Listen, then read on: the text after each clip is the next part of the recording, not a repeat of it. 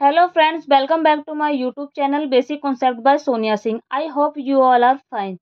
Today I am going to teach you about second writ mandamus परमादेश. So let's start guys. सबसे पहले हम जानेंगे कि परमादेश क्या होता है। परमादेश सबसे अधिक उपचारात्मक ढंग का लेख है, जिसका शाब्दिक अर्थ होता है हम आदेश देते हैं। कहने का मतलब है इस लेख द्वारा सुप्रीम कोर्ट किसी व्यक्ति या किसी लोक प्राधिकारी, जिसके अंतर्गत क्या क्या आता है, सरकारी और निगम भी शामिल है, या निचली न्यायालयों को निर्देश दिया जाता है कि जो भी उनका कार्य बनता है, जो भी उनका कर्तव्य बनता है, वो उसको पूरा करे, अपनी ड्यूटी को पूरा करे, जिसको करने का उनको कानूनी अधिकार भी है।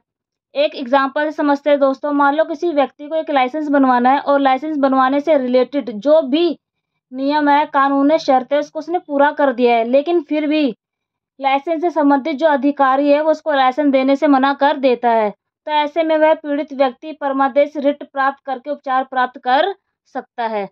न्यायालय द्वारा इस अधिकारी को आदेश दिया जाएगा कि वह अपने कर्तव्यों का निर्वहन करे और उस व्यक्ति को जिसने पूरी नियम और शर्तों के साथ लाइसेंस के लिए अप्लाई किया है, उस अगर वो सब कुछ ठीक है, एक्यूरेट राइट है, तो उसको उसका लाइसेंस दिया जाए।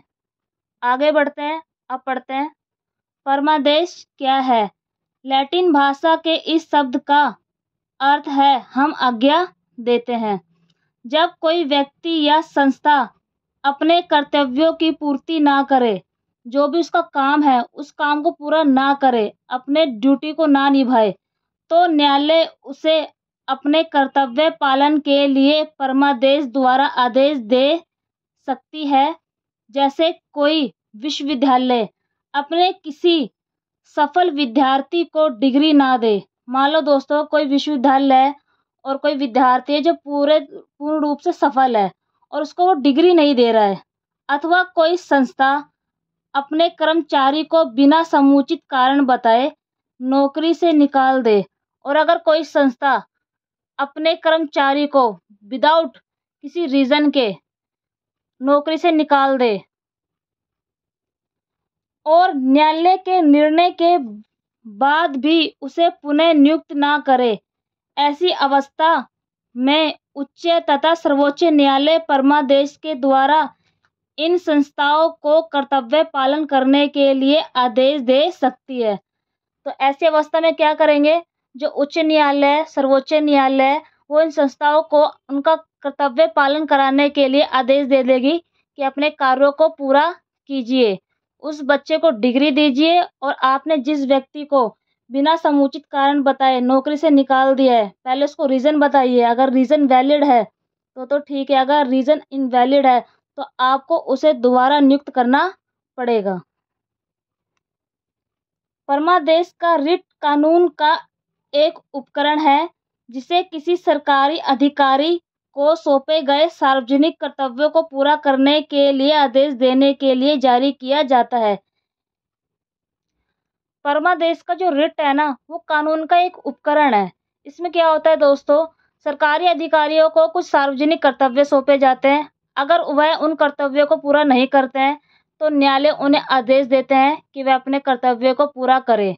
जिन कर्तव्यों को निभाने में वह क्या रहे हो, विफल रहे हो, या जिसने अपना काम करने से इनकार कर दिया है, यह रिट सार्वजनिक अधिकारियों के अलावा एक न्यायाधिकरण या फिर सरकार के खिलाफ भी जारी की जा सकती है। दोस्तों यह रिट सार्वजनिक अधिकारियों के अलावा न्यायाधिकरण या फिर सरकार के खिलाफ भी जारी की जा सकती है, जो भी अपने कर्तव्यों का निर्वहन नहीं करता है। और यदि आप इस तरह के किसी सार्वजनिक कर्तव्यों के उल्लंघन या दुरुपयोग से प्रभावित हुए हैं, तो आपको इस कार्य को करवाने का अधिकार है। अगर आपके साथ भी कुछ ऐसा हुआ है, आप किसी कार्य को करवाने के लिए गए हो और वह कार्य आपका ना किया गया हो, तो आप भी इस रिट का इस्तेमाल कर सकते हैं उपचार के रूप में। इसलिए आप परमादेश जारी करने के लिए उच्च न्यायालय या सर्वोच्च न्यायालय में आवेदन कर सकते हैं, परंतु ध्यान रहे कि परमादेश जारी करने की कुछ शर्तें निर्धारित हैं। परमादेश जारी करने की शर्त।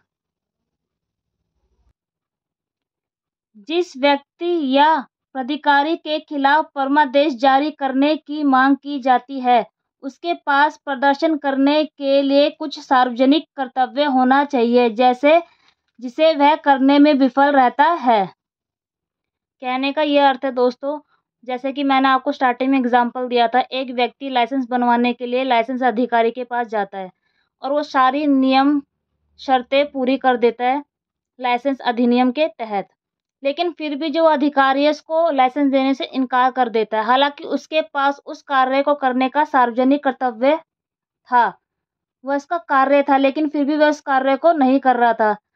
तो हम ऐसे में ही जो कार्य करने में विफल रहा, तभी हम उस व्यक्ति के खिलाफ परमादेश रिट जारी करवा सकते हैं, क्योंकि उस अधिकारी के पास उस कार्य को करने का सार्वजनिक कर्तव्य था, जिसको वह करने में क्या रहा, विफल रहा, तभी हम इस रिट का उपयोग कर सकते हैं।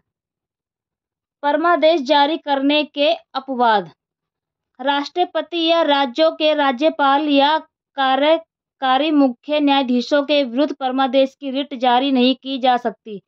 राष्ट्रपति, राज्यों के राज्यपाल और मुख्य न्यायाधीशों के विरुद्ध हम इस परमादेश रिट का उपयोग नहीं कर सकते। सेकंड, परमादेश किसी निजी व्यक्ति या कंपनी के विरुद्ध जारी नहीं किया जा सकता, अर्थात जिनके पास प्रदर्शन करने के लिए कोई सार्वजनिक कर्तव्य नहीं है। कहने का ये मतलब है कि जो परमादेश रिट है ये हम किसी निजी व्यक्ति के खिलाफ या किसी कंपनी के विरुद्ध नहीं ला सकते जिनके पास उस कार्य को करने का अधिकार ही नहीं है, मतलब सार्वजनिक कर्तव्य नहीं है। इस प्रकार दोस्तों हमने क्या देखा कि राज्य अपने नागरिक के प्रति जवाबदेह है। इसके माध्यम से नागरिकों के विरुद्ध राज्य द्वारा शक्तियों के अत्यधिक उपयोग से बचाया जा सकता है। परमादेश रिट का मुख्य उद्देश्य यही है दोस्तों कि मौलिक अधिकारों के प्रवर्तन के लिए सर्वोच्च न्यायालय और उच्च न्यायालय दोनों के द्वारा परमादेश रिट जारी किया जाएगा, जो सार्वजनिक अधिकारियों या सरकार को पीड़ित व्यक्ति के खिलाफ कार्रवाई करने से रोकेगा और उपचार प्राप्त करेगा। धन्यवाद दोस्तों, आज की क्लास यहीं समाप्त होती है। चैनल को लाइक, शेयर, सब्सक्राइब करें। नेक्स्ट क्लास में हम अपनी अगली रिट प्रतिषेध प्रोहिबिशन के बारे में पढ़ेंगे। बाय दोस्तों, टेक केयर।